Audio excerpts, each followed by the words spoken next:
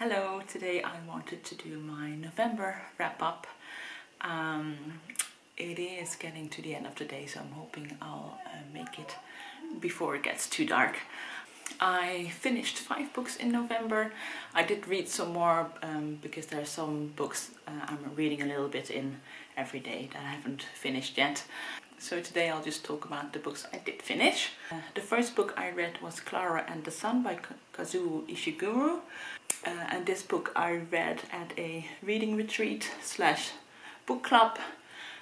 This all came about earlier this year when someone put out a message on Instagram saying that she wanted to go on like a reading retreat where we can all come together for a weekend, rent a house somewhere, and we can all read together and just have a cozy time.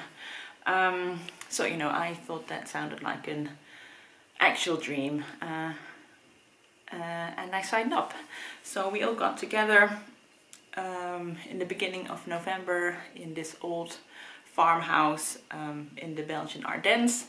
You know, there was lots of comfy sofas, there was a fireplace, big communal tables to have home-cooked meals, and everyone was just free to do whatever they felt like. Which was mostly just lounging around in your pajamas and reading all day. But yeah, you could go for walks as well, and you know, some people brought some crafty things to do. So it was all very, very lovely. And then on the Saturday evening we discussed this book. And I think it was a great choice for a book club because even though I didn't particularly like it whilst I was reading it, we still had a really good discussion about it, and talking about the book really enhanced the reading experience for me, and I wouldn't have had that if I just read it by myself. So yeah, what is this book about? We start the book in a shop. It is set somewhere in the future, and in this shop you can buy an artificial friend, or an AF as they are called throughout the book. And they are lifelike robot dolls type of figures that work on artificial intelligence. And in this future society, some children sort of live without any or very little social interaction with other people. For reasons that you will learn a little bit about throughout the book. But to replace that interaction with other people, you can buy an AF as a sort of companion. So the protagonist of the story is Klara. She's one of the AFs, and we first meet her in the shop where she's up for sale. And we see the world through her eyes as she observes the world from wherever she's standing in the shop. She's someone who watches and observes the world around her very closely. And you read about how she is constantly computing whatever she sees with what she already knows. Anyway, one day she gets taken home to be the AF of a young girl named Josie. And then the story goes from there. So, like I said before, I didn't always enjoy the book whilst I was reading it. In that I didn't really connect with the characters, and I found that the story overall dragged a little bit. I was just struggling to keep myself engaged with the story. And to be honest, if it wasn't for the book club, I'm not sure if I would have actually finished it.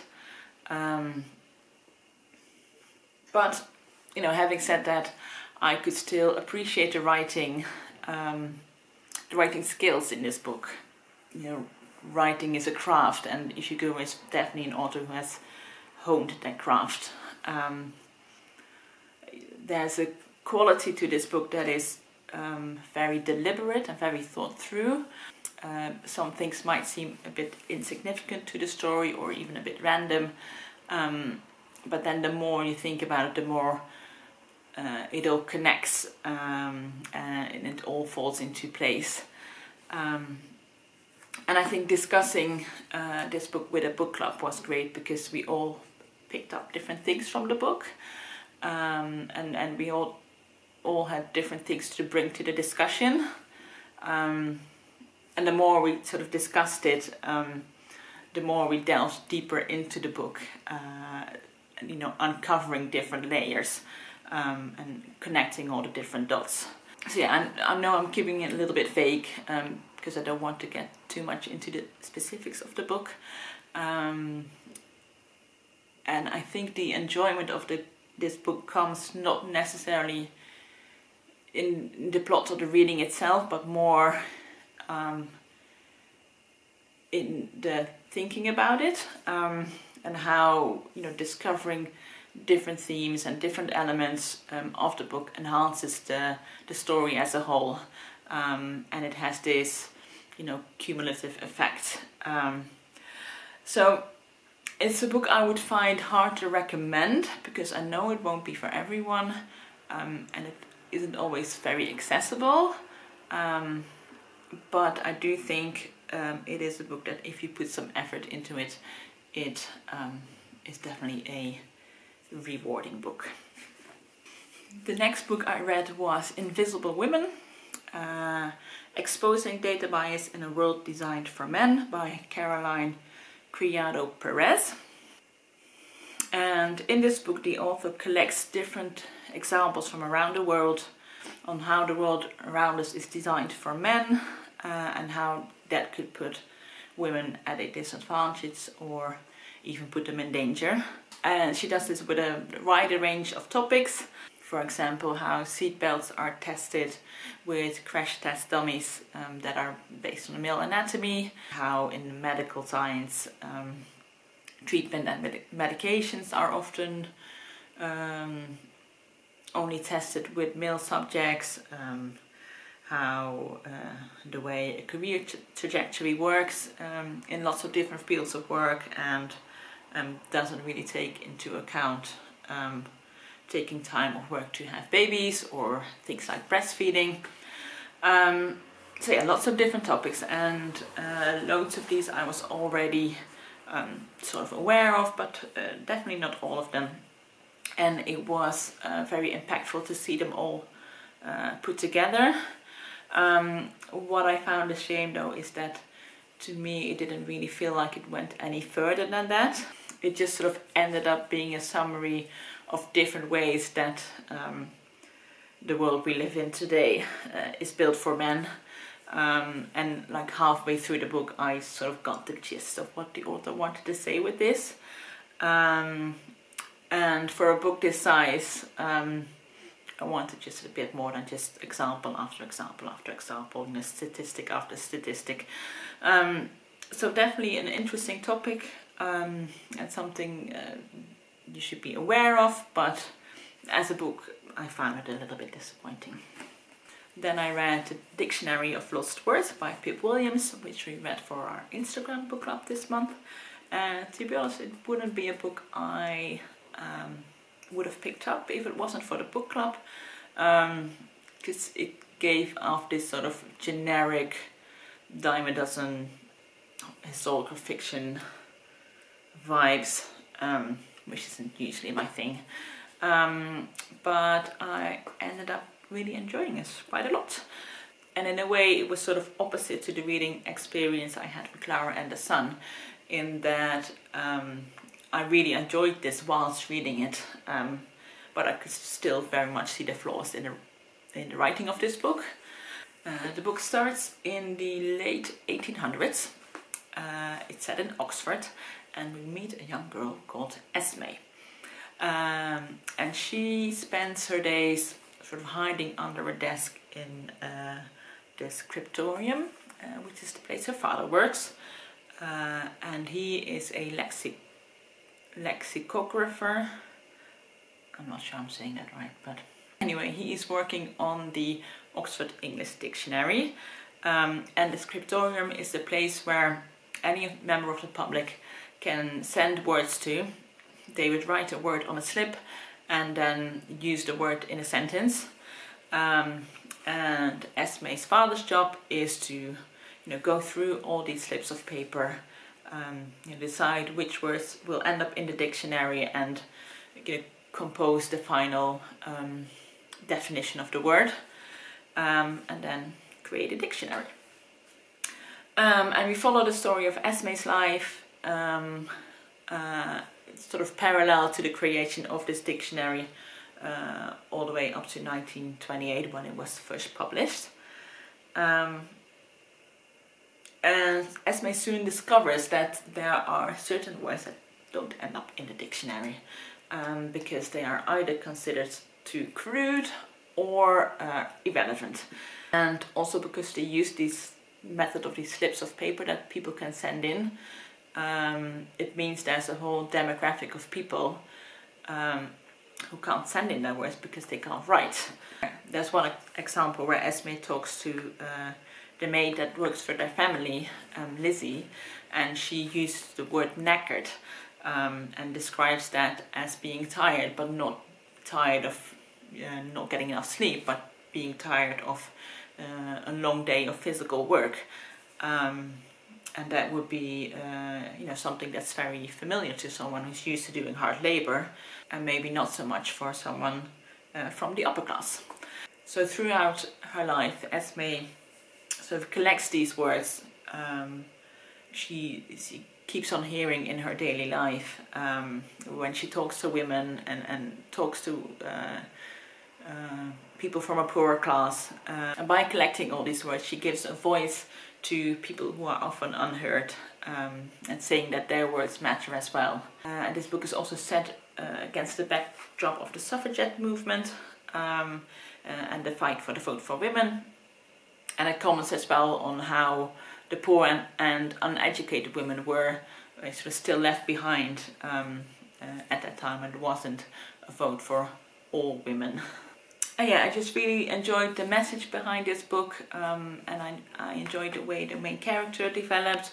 I really connected to Esme. There's definitely some flaws to the writing.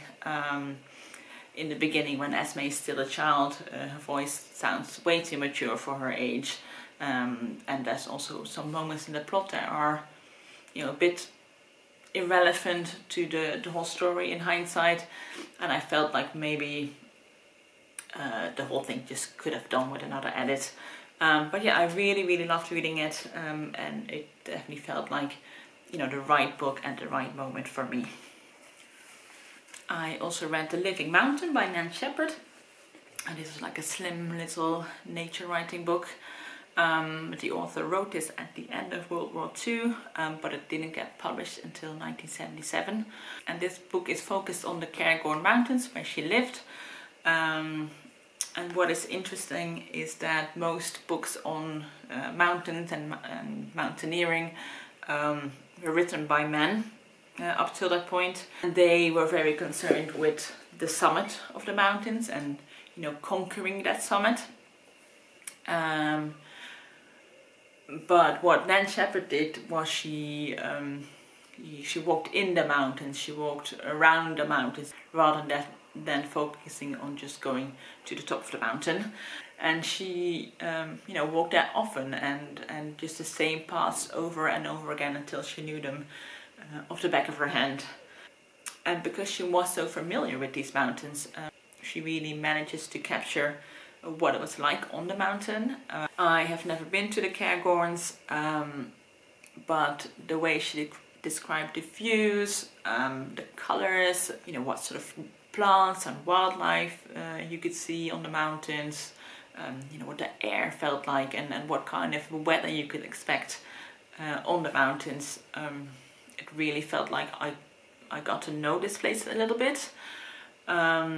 The writing has this very observant, meditative quality to it. This is definitely a nature writing book. So if you're not interested in nature writing, then you're not going to enjoy this very much. But if you do like nature writing, I think this is a classic for a reason.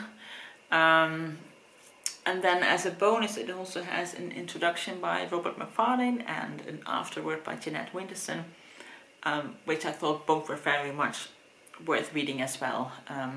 so you have like a kind of a 3-for-1 deal with this book. And then the last book I read in November was The Last Bear by Hannah Gold, and this is a middle grade novel on climate change, and unfortunately this wasn't really for me, and I know this is also completely on me that I didn't like it.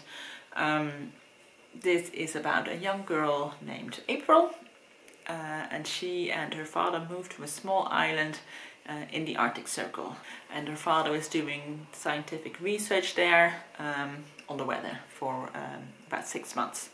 The island is called Bear Island because there used to be a lot of polar bears there, but because of the ice caps melting, bears haven't been able to reach this island for a few years now. So there isn't any bears anymore, or is there? You know, it turns out there is one bear left on this island, and April discovers it, and April befriends the bear. And I think I just couldn't suspend my disbelief in this story. You know, April lures this bear with jars of peanut butter, and she rides his back, and the whole time I was just like, yeah, this is ridiculous. And I don't know if it's because I'm just not the target audience, or you know, I've been trying to imagine myself as a younger reading, but I'm not sure if I would have liked it then either. Yeah, so unfortunately didn't enjoy this one. So these are the 5 books I've read in November. If you've read any of these books, I'd love to know your thoughts, so please leave a comment, or if you have anything else to say. I'll see you in the next video. Bye bye.